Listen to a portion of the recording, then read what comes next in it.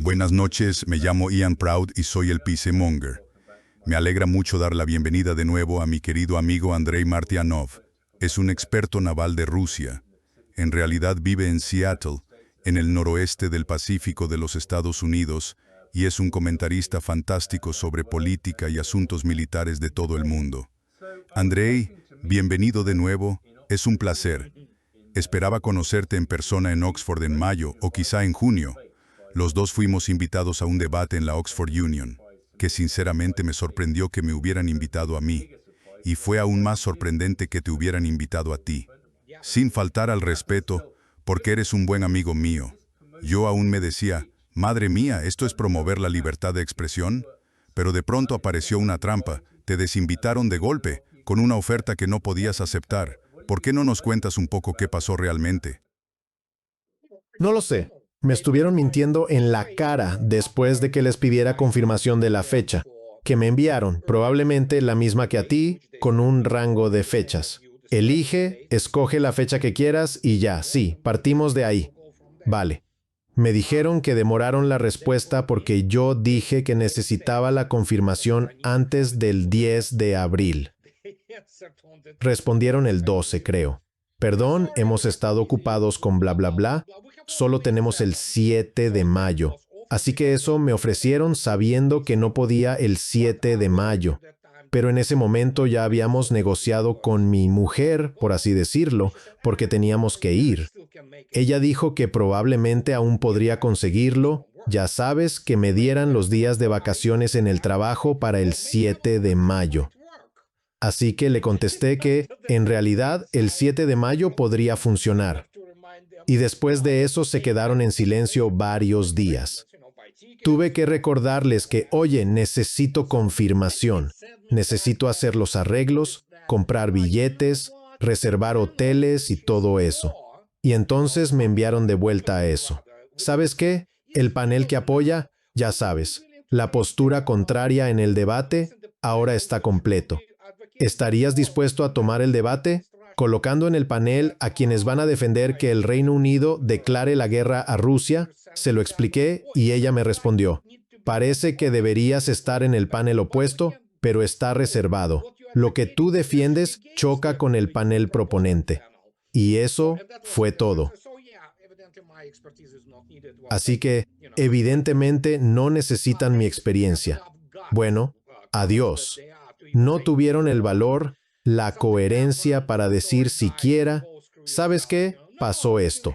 Perdón, tío, vete a la mierda. No, ni siquiera tuvieron eso. Solo estuvieron dando rodeos una y otra vez con excusas y yo les dije, sí, no me necesitan.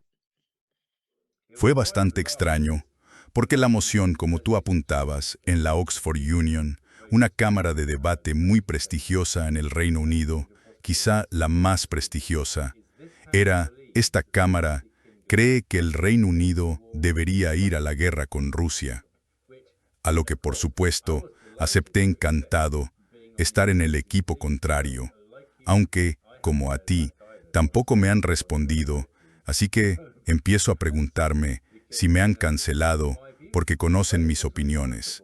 Pero realmente fue notable lo mal que te trataron de esa manera. Y como dije, soy un poco escéptico de que me estén dando el mismo trato. Probablemente, sí. Sí, eso. Simplemente silencio absoluto, como dices. Mandas un correo, se muestran entusiasmados y luego no sabes nada. Sí, directamente no responde. Así que eso ya te lo dice todo. Cometí el error en mi respuesta de mencionar a Lord Cardigan y la carga de la brigada ligera. Pero bueno, ahí está. Así es. Pues hablemos de esa proposición. Pensé, para empezar, en qué creemos sobre eso. Digamos que yo creo que el Reino Unido debería ir a la guerra con Rusia. Créeme, ahora hay más gente en las élites políticas que hablan de esto abiertamente. Quiero decir, ¿qué opinas de esa idea que está surgiendo? No diría que ya es mayoritaria, pero tiene cierto seguimiento en círculos políticos de Westminster. ¿Cuál es tu respuesta a eso? Así. Militarmente, el Reino Unido es un chihuahua. Ni siquiera es serio. Y lo siento. Probablemente por eso me consideran un elemento tóxico y porque soy franco. No me ando con rodeos. El Reino Unido es patético militarmente. No es una potencia militar real. Y si quieren ir a la guerra, ¿por qué no se alistan? Especialmente esa supuesta élite política. Y entendemos lo dramáticamente mala que es su educación, incluidas esas universidades privilegiadas como Oxford, por ejemplo. Porque si miras a Boris Johnson, el tipo es un imbécil. Es muy bueno, obviamente, en hacer fiestas, en conseguir que lo elijan y esas cosas, pero a nadie le importan ya las dinámicas políticas en el Reino Unido porque es tan insignificante militar y económicamente. Aún así, no puedo aceptarlo porque, como ya dijimos, está documentado, no leen a Corelli Barnett porque les resulta demasiado doloroso, ¿sabes? Así que seguirán en su delirio y están delirando. Y lo mismo ocurre con gran parte de la jerarquía militar, por así decirlo, en el Reino Unido, que es, como decirlo, delirante. Sí, es incompetente. No puedes conseguirte un cuerpo de oficiales serio, que es el principal motor de la visión doctrinal, cuando tienes 44 semanas en la llamada Academia de Sandhurst. Los suboficiales rusos, olvida los oficiales, son los suboficiales los que mandan, especialmente si vas a campos tecnológicos serios como las comunicaciones, los medios electrónicos, cosas por el estilo, sistemas de armamento. Pueden formarse en sus escuelas de suboficiales hasta 3 años, es decir, son los suboficiales. El cuerpo de oficiales pasa por un régimen de 5 años, 6 días a la semana sin descanso. Entonces, aquí tenemos gente que pasó por las 44 semanas de St. Kirst y luego de repente, oh Dios mío, sí, pero teníamos un título universitario antes de ir allí. ¿Vale? ¿Título en qué? Oh, literatura inglesa. Bien, eso te va a ayudar mucho en términos de visión estratégica. Cítame a Chaucer, ya sabes, a algún Robin Hood. ¿Y la guerra excéntrica? ¿Cómo manejas los sistemas de comunicación y ese tipo de cosas? ¿Tienen esa parte llamada tecnológica en la academia, como la llaman, donde la estudian más a fondo? Pero la discrepancia, la brecha, es tan enorme que ni siquiera saben lo que no saben. Dime cualquier ejemplo de cualquier sitio. Ya sabes, la gente del sur, todos esos aristócratas falsos con títulos falsos, y decían sí otra vez, escucha, es lo mismo que ocurrió con Ultra y todo eso. Fueron matemáticos polacos, de hecho, los que lo hicieron, no siquiera británicos, ya sabes. Pero sí, porque Polonia estaba ahí. Nadie lo niega, por ejemplo, la contribución británica a la civilización occidental en general, desde Maxwell, que por cierto era escocés. Pero, claro, Robert Rutherford, no hubiera habido energía nuclear, ni poder nuclear, ni nada nuclear sin él. Newton, obviamente, y Brigham contribuyeron inmensamente a moldear el mundo moderno. El problema es que no entienden cómo se desarrolló el mundo y se han quedado estancados en esto. Ya sabes, el párrafo final de Corelli Barnett, Sanka, sobre el colapso del poder británico, que es una obra maestra. Había una razón por la que fue presidente de la Sociedad Shakespeariana del Reino Unido, lo cual es un honor increíble, y fue presidente de esa sociedad durante tanto tiempo, durante muchos años. Así que sí, el Reino Unido simplemente desapareció en esa confusión de la guerra y del declive. Como gran potencia, en los meses finales de la Segunda Guerra Mundial, y aún no pueden aceptarlo. Y la razón por la que no lo aceptan es que, primero, la educación se ha ido degradando durante generaciones y luego, por supuesto, vino la afluencia tras el colapso de la Unión Soviética de la llamada inmigración rusa, que en gran parte ni siquiera era rusa, pero fueron esas personas las que llegaron allí y básicamente se embriagaron con su propia propaganda y su visión del mundo está tan trastocada, tan sesgada, que enfrentarse a la realidad puede causar una disonancia cognitiva que produzca resultados como los de Donald Trump. Se están volviendo locos, perdiendo el rumbo. Y eso es cuestión de cultura, porque hay ciertas manifestaciones externas de la cultura británica que muchos en la Unión Soviética, yo incluido, admirábamos. No es que hayan desaparecido, siguen ahí, pero por dentro están huecas, podridas. Sí, es un concepto interesante y en general coincido contigo en que peló. Que se importó un odio hacia el país del que la gente emigró. Exacto. Quiero decir, obviamente eso se da con los oligarcas rusos que vinieron aquí, gente como Mikhail Jodorkovsky y demás. Pero también ocurre con Ucrania y su entrada en la Unión Europea. Si Ucrania entra en la Unión Europea tendrá dentro a un país que básicamente odia a Rusia y quiere que la Unión Europea combata a Rusia eternamente. Es más que eso y coincido. Pero el problema es que en este momento Ucrania es una entidad virtual. Prácticamente su base material ha sido destruida por Rusia. La destrucción continúa ahora mismo y se va a completar. Y existe principalmente gracias a las ayudas de la Unión Europea. Así de simple. Literalmente los europeos están pagando la burocracia ucraniana, lo que quede de ella, el aparato de seguridad ucraniano. Pagan básicamente por los restos de la población masculina que están siendo exterminados a diario. Y siento usar la palabra exterminados, pero eso es exactamente lo que está pasando. Y quienes lo saben, como ya dije, el periodista medio del Daily Mail de la Corporación Británica de Radiodifusión, o de, digamos, The Times, por así decirlo, es un criminal de guerra, porque impulsan esa agenda. Son una iteración de la maquinaria goebbeliana. Es la versión británica.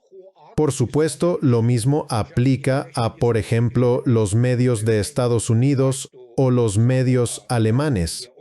Ese trabajo goebbeliano aún florece y siguen con lo mismo. No aprendieron nada de la Segunda Guerra Mundial. Y eso es un problema fundamental. Es casi metafísico. Y tiene todo que ver con cómo se escribió la historia de la Segunda Guerra Mundial en Occidente, a menudo redactada desde las fuentes de la Wehrmacht y de otros miembros serios de la Schutzstaffel. Y eso se aceptó como la verdad. Y al mirar eso, se da la situación. Te daré un ejemplo, por Dios. Quiero decir, John Keegan, cuando aún vivía, y personajes como Sir Anthony Beevor, que en realidad escribieron la historia de la Segunda Guerra Mundial basándose estrictamente en fuentes de la Wehrmacht. Y él decía, sabes, no me siento cómodo yendo a los archivos principales en Podolsk, claro. Así que, al ver todo esto, es una catástrofe completa, una ilusión total, y aceptan todo como su verdad, básicamente. Y quiero decirte ahora mismo, la llamada élite política del Reino Unido de hoy no tiene ni una personalidad destacable que pueda decir Churchill era un imbécil, pero sabíamos que fue un gran líder en muchos aspectos. Reconoció la necesidad estratégica de aliarse con la Unión Soviética. No voy a decir una palabra sobre el comunismo, pero todos recordamos que el 22 de junio de 1941 hizo un discurso cuando se desató la Operación Barbarroja. Sí, básicamente fue un hombre notable en muchos aspectos. Thatcher no, pero ahora, si los miras, parecen un espectáculo de fenómenos. Quiero decir, mira a los primeros ministros. ¿Es en serio? Esto es simplemente, no sé, de verdad, créeme.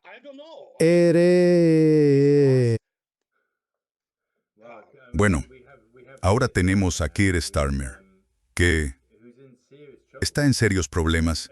Y, ya sabes, el problema es que en nuestra democracia no estoy seguro de que el Reino Unido sea realmente una democracia. La narrativa está tan controlada por los medios que repiten la línea del gobierno todo el tiempo. Sabes, el debate libre casi no ocurre. Y si publicas un tuit ofensivo, te podrían arrestar. Sí, Keir Starmer está en problemas porque, contra el Consejo, nombró a alguien que es amigo de un pedófilo como embajador en Washington. Y se niega a dimitir por eso. Y está despidiendo a todos a su alrededor y echándoles la culpa a los demás sin asumir la responsabilidad. Quiero decir, bueno, la Corporación Británica de Radiodifusión Pedófila parece que salen pedófilos una y otra vez y ni siquiera se disculpan. Esto es en lo que se ha convertido. Y Rotterdam, sí, no van a responder. Ha decaído por completo. Es moralmente absolutamente repugnante y sí, nombran pedófilos y todo bien, ya sabes, como si nada. La cuestión militar entre el Reino Unido y Rusia es que Rusia es ahora mucho más poderosa que el Reino Unido. Y esto se ilustró recientemente con los llamados petroleros fantasma, que ahora atraviesan el Canal de la Mancha a voluntad. Y debido a las preocupaciones rusas de que franceses y estadounidenses abordaran sus petroleros, ahora van escoltados por fragatas muy armadas o corbetas lanzamisiles, buques extremadamente armados que protegen a los petroleros rusos.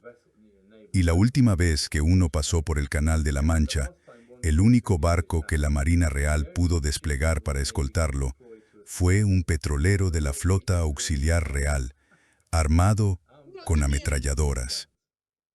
Sí, me refiero al HMS Somerset el año pasado, entrenando allí frente a uno de los grandes buques rusos de guerra antisubmarina.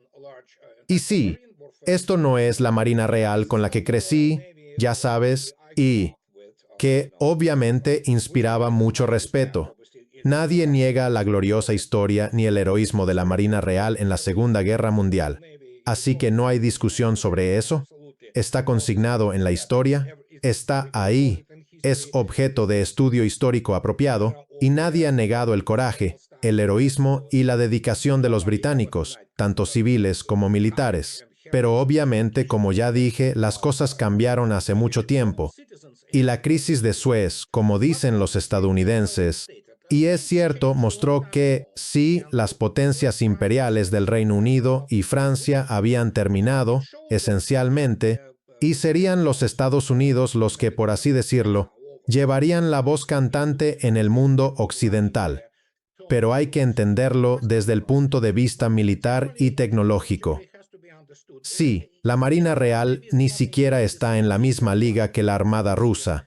Es simplemente un arsenal completamente distinto.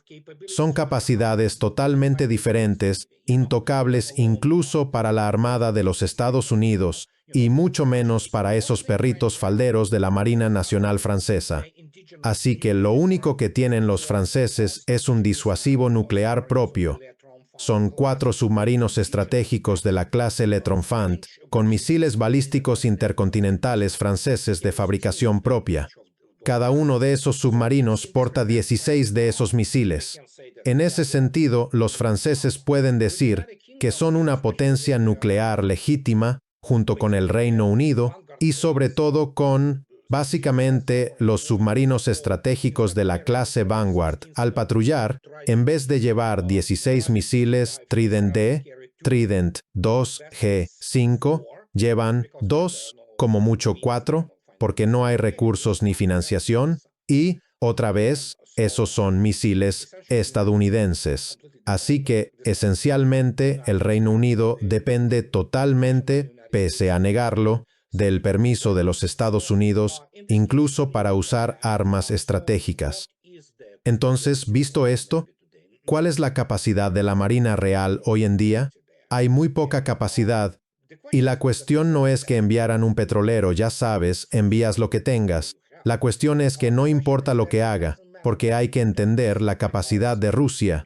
Bueno, digámoslo así, cualquier fragata de la clase Gorshkov, sin salir de la base en Severomorsk, en Rusia, y eso es algo que mucha gente no entiende, con una sola salva puede hundir, de hecho, una base naval entera en cualquier lugar, ya sea en el Reino Unido o en Francia. y perderían prácticamente la mayor parte de su flota de superficie. La gente no comprende con qué están tratando porque, bueno, no esperarías que alguien con estudios de literatura, digamos, por supuesto, Boris Johnson, entendiera qué son las armas hipersónicas y qué hacen. Y sobre todo cuando te crees a todos esos estafadores de Ucrania que básicamente te venden, o sea, te venden un montón de mentiras. Y es así de simple. Quiero decir, obviamente hay algunos militares y algunos específicamente navales en el Reino Unido que lo entienden, pero la mayoría no. Borterioscoro Mosombo. Entonces Radakin, perdón, ¿quién diablos es? ¿Qué se supone que es? ¿Es abogado de formación o lo que demonios sea? Se puso, no sé, jefe del Estado Mayor. A ese tipo lo ridiculizarían en cualquier brigada naval rusa desde el parte de la mañana. No tienen idea de lo que hace. Solo saben una cosa: paguemos y entrenemos a terroristas y grupos de sabotaje en Ucrania. Démosles esos, ya sabes, no vehículos aéreos no tripulados, sino vehículos de superficie no tripulados, que ataquen puertos rusos y demás, lo que sea, y luego lo vamos a exagerar. Así que eso es lo único que pueden hacer. Les dieron el Storm Shadow, que en realidad no es británico, sino el Scalp, un misil francés. Francia va muy por delante del Reino Unido, aunque es patético comparado con Rusia en materia de misiles de crucero. Y entonces, sí, disparemos, matemos niños, ataquemos hospitales, eso es lo que pasa. Y si de alguna manera alcanzan algún objetivo militar, oh Dios mío, eso es el mayor logro y victoria de la historia. Pero recordemos, mienten y siguen mintiendo que la flota del Mar Negro rusa está, de algún modo, intacta, totalmente operativa. Lanzan misiles Kalib todo el tiempo. Ya sabes, salen al mar. Pero sí, mienten. Y no creo que una persona normal que tenga un mínimo de humanidad, integridad, principios y honestidad pueda trabajar para los medios británicos. Simplemente no puedes. Mira The Economist, que por cierto está dirigida por una mujer estadounidense. O mira a la Corporación Británica de Radiodifusión. Mira a Piers Morgan. Ese tipo es un completo canalla. Así que no puedes ser una persona normal dentro del sistema, porque hay una selección negativa. Como resultado, tienes los medios, la élite política y la élite militar, que no solo son incompetentes, son directamente viles, sino satánicas. Ustedes mismos vieron cómo los franceses inauguraron los Juegos Olímpicos. Vimos a nuestros niños en... Eso fue raro. Ni siquiera sé qué fue eso. Ni siquiera sé cómo describir esa escena. Sí, fue exagerado.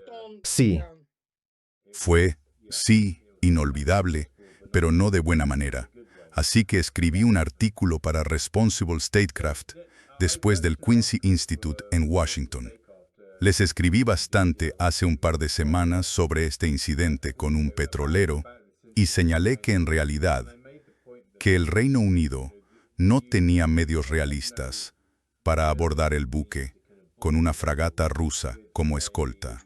Y este tipo del Instituto Real de Servicios Unidos me troleó como loco. Me decía, no, podríamos haber hecho algo. Podríamos destruir esa fragata. Tenemos muchos medios disponibles, ya sabes. Puedes decirle a ese tipo de Rusi que son unos incompetentes, todos ellos, sin excepción. Puedes citarme. No podrían entrar en una academia militar seria en Rusia, porque fracasarían. Los requisitos de física y matemáticas y todo eso.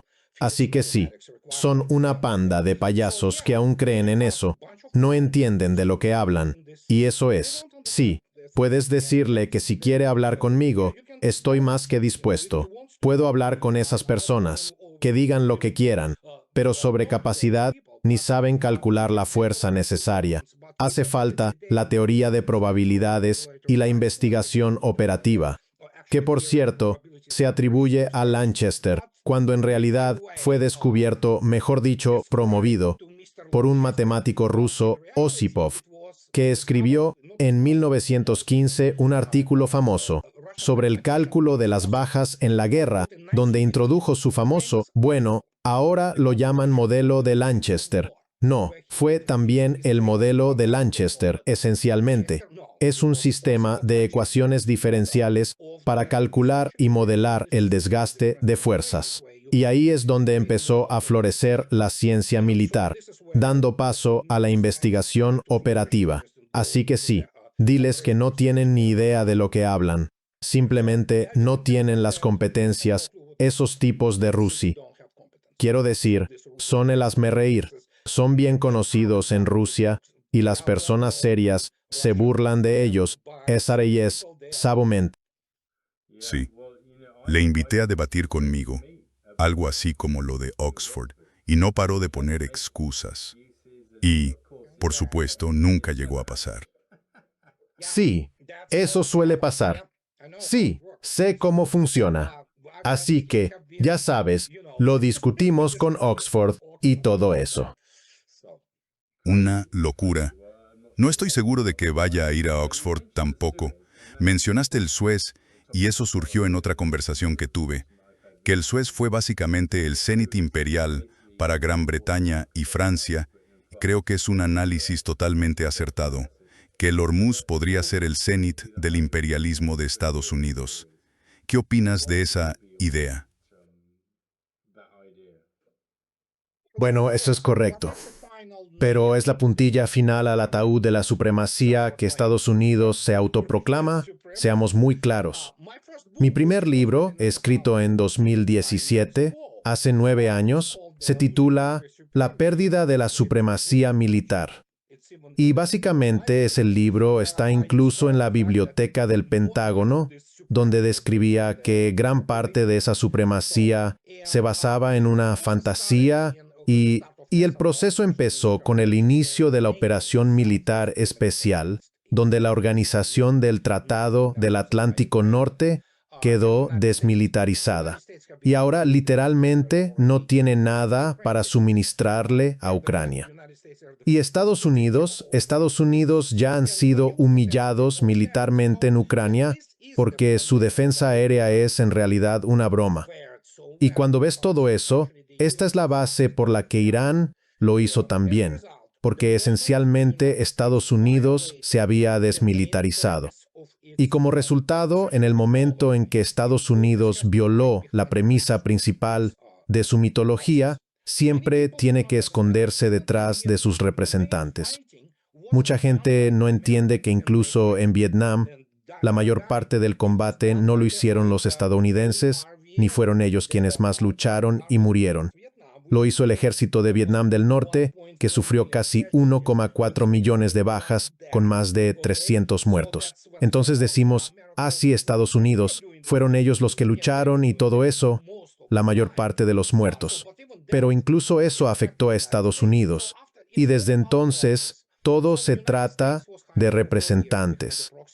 Así que Estados Unidos se escondió durante 4 años detrás de su representante, el mejor que tuvieron, porque de hecho, los ejércitos ucranianos existentes al comienzo de la operación militar especial eran el mejor ejército de Europa, por decirlo suavemente, y ahora va por la 5ª iteración, que está siendo exterminada.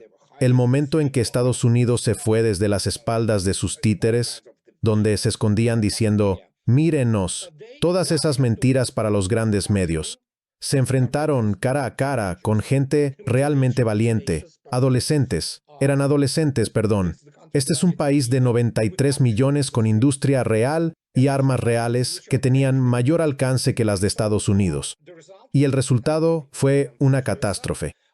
Y ustedes vieron, 13, seguro, bases de Estados Unidos en la zona han sido simplemente destruidas. Quiero decir, la cifra real hoy es un pastor de, ¿cómo se llama? Un pastor estadounidense muy famoso. Ya salió la cifra, obviamente tienen sus viejos contactos allí dentro. Más de 900 muertos y 5,000 heridos del lado estadounidense. Y eso solo porque ni siquiera participaron en la guerra terrestre, ¿vale? Así que todos esos casas cayendo del cielo y cosas así mienten constantemente. Pero llega un momento en que ya no puedes seguir mintiendo. Y eso es básicamente el último clavo en el ataúd de la autoproclamada supremacía militar de Estados Unidos. Mientras que en realidad lo que vimos fue que Estados Unidos no tiene defensa aérea funcional, Israel tampoco, fue aplastado, y la administración Trump ahora está acorralada y no tiene buenas opciones. Probablemente seguirán con la guerra. No pretendo ser Cassandra, pero este camino estadounidense de perder aún más gente y luego perderlo todo por completo, y ya está. Estados Unidos está siendo expulsado de Eurasia, y me refiero a la Gran Eurasia. No estoy hablando de Europa. Europa es una península de ese inmenso y colosal continente euroasiático, un supercontinente, de verdad, y se va a decidir sin Europa y sin Estados Unidos. Y Estados Unidos perdió el estatus de superpotencia. Es solo una potencia importante con, obviamente, un segundo arsenal nuclear y algo de industria aún viable. Pero eso es todo. Quiero decir, Estados Unidos mismo está, yo vivo aquí. Tenemos la situación económica fuera de control y políticamente el país está absolutamente dividido. Está completamente desgarrado. Y ahora, cuando se dice abiertamente, esa es la ventaja que tiene Estados Unidos sobre cualquier país europeo. El Reino Unido, por supuesto, aún puede invocar la Carta Magna y todo eso. El asunto es que Estados Unidos tiene la Declaración de Derechos en la Constitución y la Primera Enmienda, que básicamente garantizan la libertad de presentar peticiones al gobierno y la libertad de expresión. Europa no lo tiene, como usted dijo correctamente. Puede acabar aquí. Eso lo proporciona la Constitución.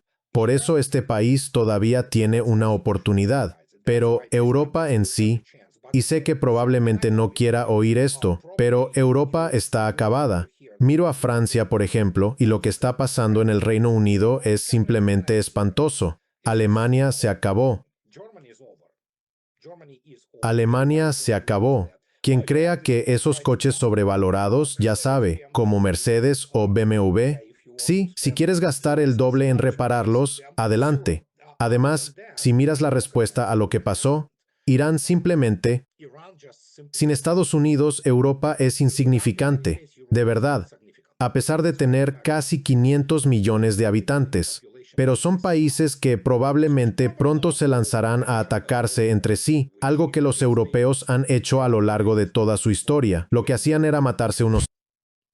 Sí, bueno, me entristece darme cuenta de que estoy de acuerdo contigo.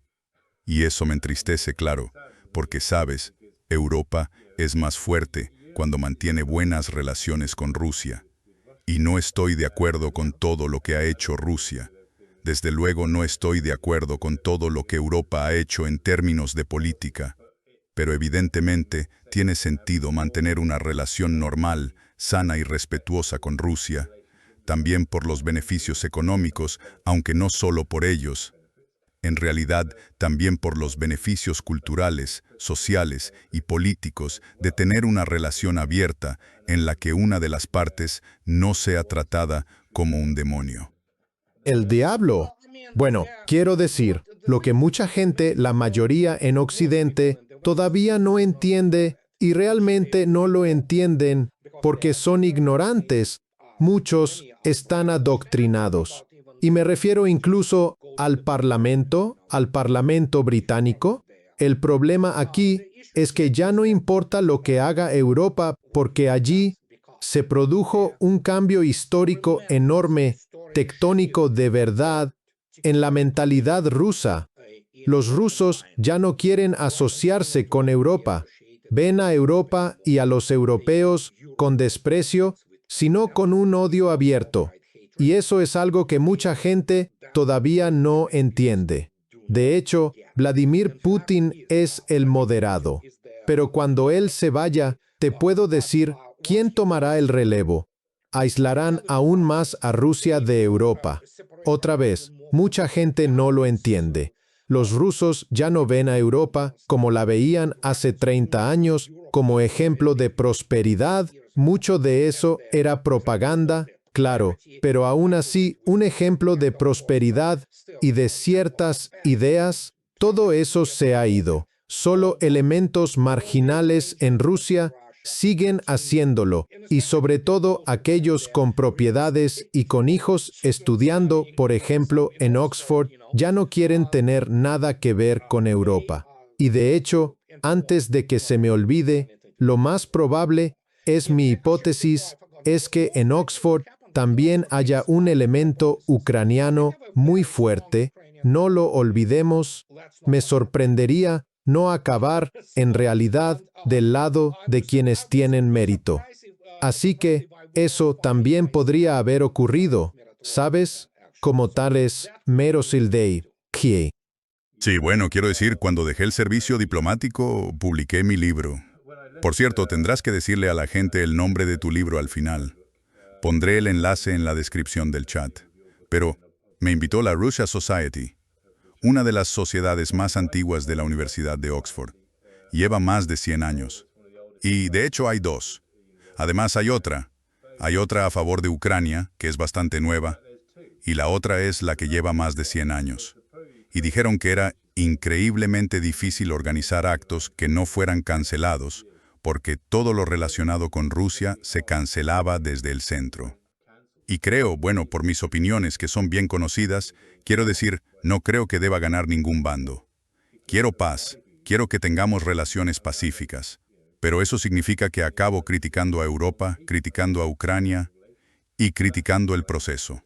Eso no significa que esté de acuerdo con todo lo que hace Rusia, solo significa que creo que deberíamos tener una relación normal. Sí, es comprensible. Sí, pero ya sabes, creo que simplemente te cancelan. Así que ni siquiera entiendo muy bien cómo me invitaron, la verdad. Pero, en el lado positivo, creo que algunas personas dicen que necesitamos tener estas discusiones abiertas, reconociendo que la gente no está de acuerdo en algunos temas. No puedes simplemente cancelar a la gente cuando no te gusta lo que van a decir, porque eso significa la muerte de la libertad de expresión. Y en una extraña inversión, Europa y Gran Bretaña se están convirtiendo en la nueva Unión Soviética. Bastante extraño. El Reino Unido se está convirtiendo en Airstrip One. Lo describió Orwell en 1984. Y cada vez se parece más. Delito, de pensamiento, doble pensar y todo eso. Simplemente está ahí. Lo miras y dices, vaya, esto es profético.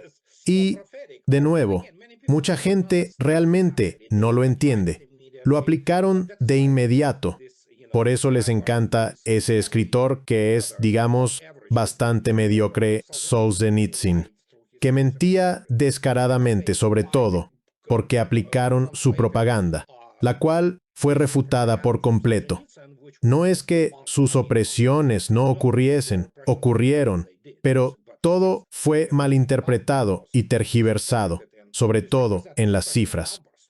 Inflaron las magnitudes, mucho más de lo real, ya sabes.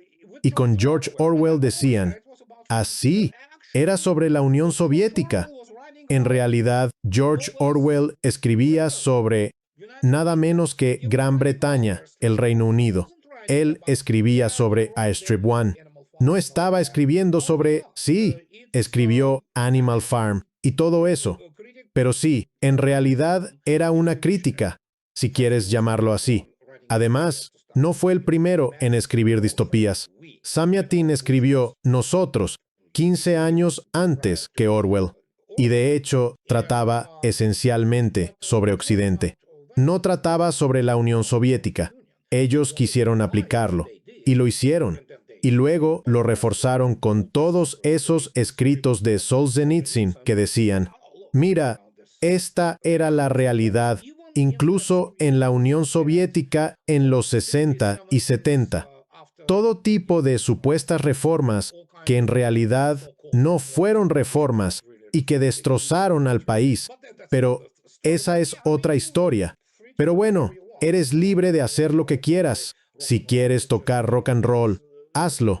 Los rusos se quitaron de encima y la Unión Soviética no colapsó por las presiones de la Guerra Fría, colapsó por la rigidez de la ideología, que fue ridiculizada. Así de simple. Y nadie te habría metido en la cárcel si contaras anécdotas sobre Brezhnev. Probablemente hasta el propio KGB las difundía. Todas esas memorias sobre, oh sí, no se te permitía prostituirte o comerciar por divisas. Sí, incluso podían matarte. Ejecutado, claro. Pero aparte de eso, la sociedad era bastante libre, en cierto sentido. Había protocolos que debías seguir, como en Dune de Frank Herbert. Las formas deben cumplirse. Pero aparte de eso, mucha gente no entiende esto. Y la Unión Soviética colapsó por razones completamente distintas a las que Margaret Thatcher intentó explicar.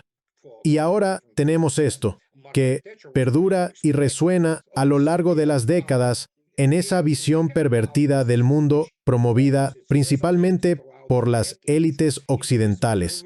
Y por supuesto, otra vez, hay que entenderlo. El idioma inglés es muy poderoso. Me encanta el inglés, obviamente. Y ya sabes, todos crecimos en la Unión Soviética con la cultura occidental. Y si te digo que, aparte del cine francés o italiano, claro, esa película, Those Magnificent Men in Their Flying Machines, que en ruso se llamó Aventuras Aéreas, ya sabes, así que creciste con Shakespeare, con el rock and roll, con Benny Hill. Los británicos estaban por todas partes, con Jerome K. Jerome y Tres en un bote. Era una imagen maravillosa del Reino Unido, sobre todo porque se apoyaba en las relaciones aliadas de la Segunda Guerra Mundial y esas cosas.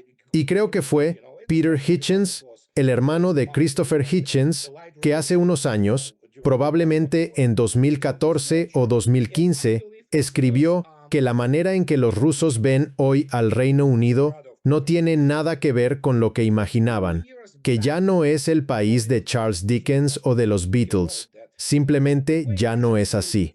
Y tenía toda la razón. Pero esa fue la impronta que quedó, especialmente en mi generación. Dios mío, crecimos con la cultura británica y la han destruido toda. Ahora todo el mundo dice, sí, claro, los clásicos. Obviamente a todos les encanta la literatura inglesa. No te equivoques, los Beatles y Deep Purple es como esa banda casi nacional en la Unión Soviética, Uriah Heep, es todo un asunto. Es largo de explicar. Pero sí, todo eso se ha ido. La nueva generación no quiere asociarse con eso.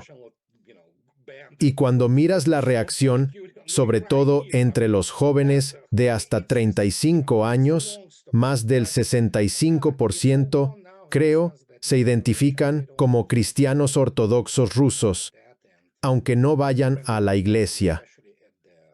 Eso, ya sabes, va en contra de todo lo que representa Europa hoy en día, incluido el Reino Unido. Pero Siano Firumaropei,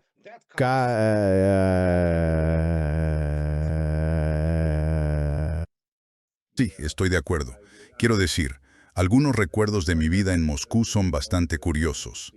Por ejemplo, cuando murió David Bowie, y en realidad poco después de la muerte de David Bowie, murió Alan Rickman, ya sabes, el famoso actor de Robin Hood y varias películas. Sí, Alan era increíble. Lo que pasó fue realmente fascinante. La gente rusa iba y dejaba flores y fotografías en las paredes de la embajada. Muchísimas, en ambas ocasiones. O sea, montones de flores. Y era llamativo, porque era invierno y las flores se quedaban congeladas en la nieve, pero la gente seguía viniendo a dejar flores y fotos, tributos a David Bowie y, por separado, a Alan Rickman cuando murió. David era alguien especial. David era algo especial, sin duda. Mira, cuando murió Freddie, fue casi una tragedia nacional en aquel entonces, todavía en la Unión Soviética, porque Queen dominaba absolutamente todo, ¿sabes? Así que sí, el impacto de la cultura británica sigue siendo inmenso, ¿verdad? Pero es, ya sabes, algo del pasado, ¿no? Nos encanta Eric Clapton, ¿sabes? Conozco personalmente a Roger Waters, claro. Y Pink Floyd es imprescindible. Simplemente no puedes vivir sin Pink Floyd.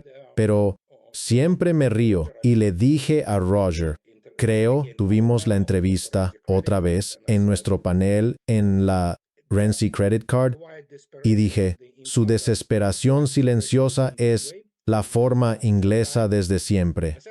Dije que no parece una desesperación silenciosa al estilo inglés, más bien santurrona.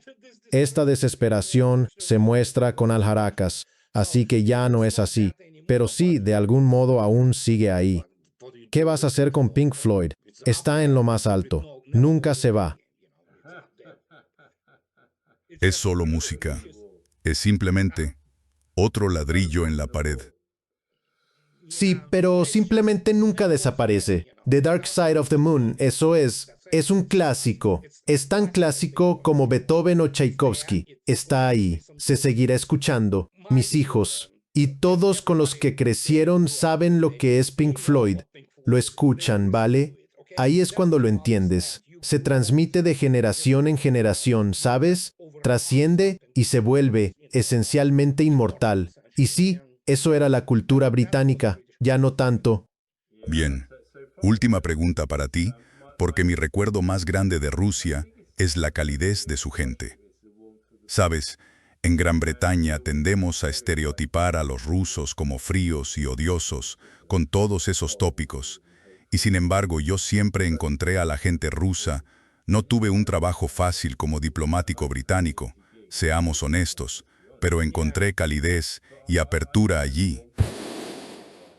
Lo cual, ya sabes, fue sorprendente. ¿Crees que hay alguna posibilidad de que nuestros países vuelvan a tener una relación amistosa? Porque creo que obtendríamos muchos beneficios si eso ocurriera. Pero aquí no veo pruebas de que alguien realmente lo quiera. Pero me pregunto, ¿cómo podemos crear esas condiciones otra vez en el futuro?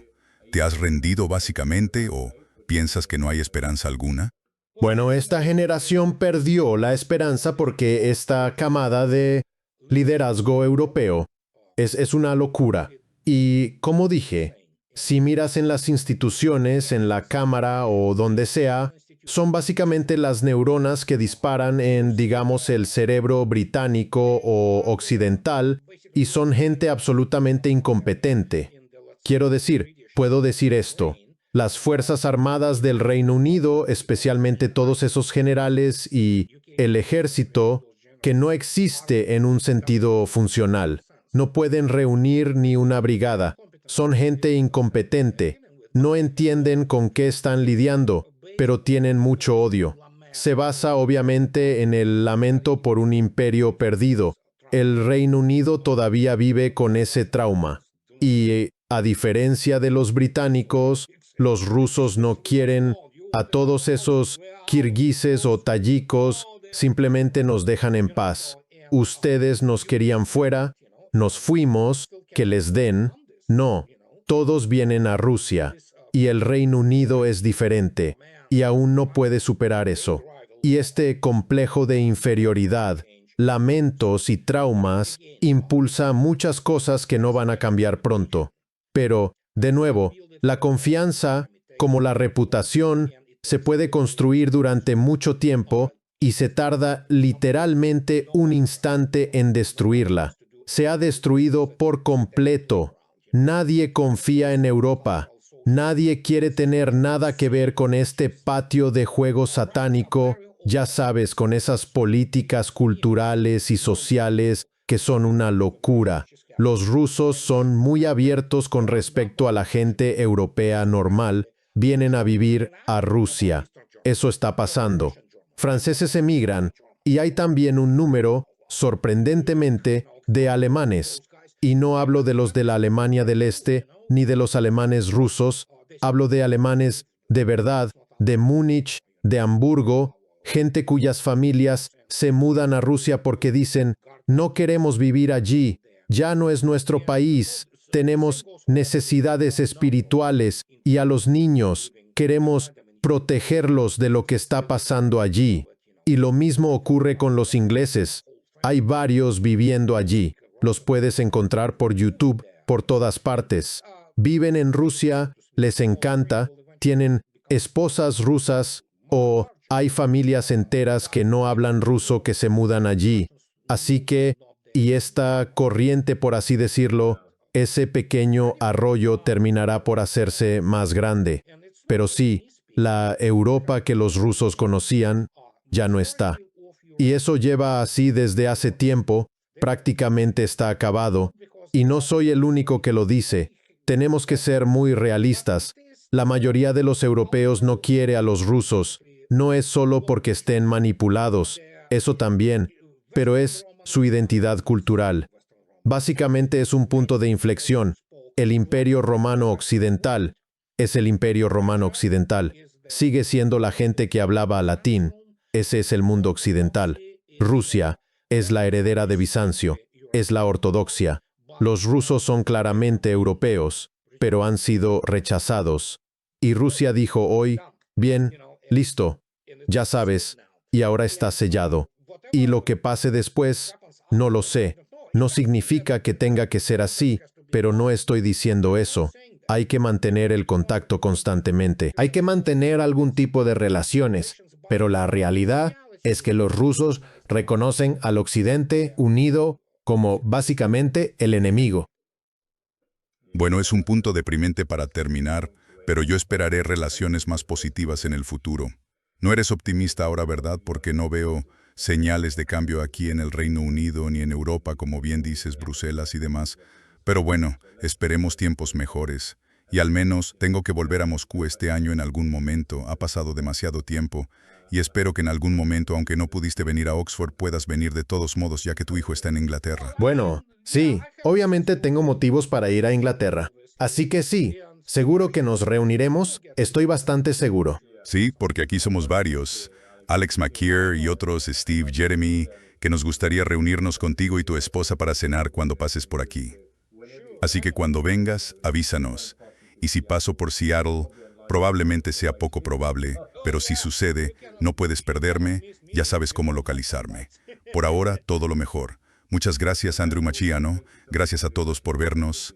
Como siempre, suscríbete a mi canal para más conversaciones interesantes como esta. Estés donde estés en el mundo, sea cual sea tu nacionalidad o religión, te deseo mucha paz. A mi buen amigo Andrei, ha sido un placer.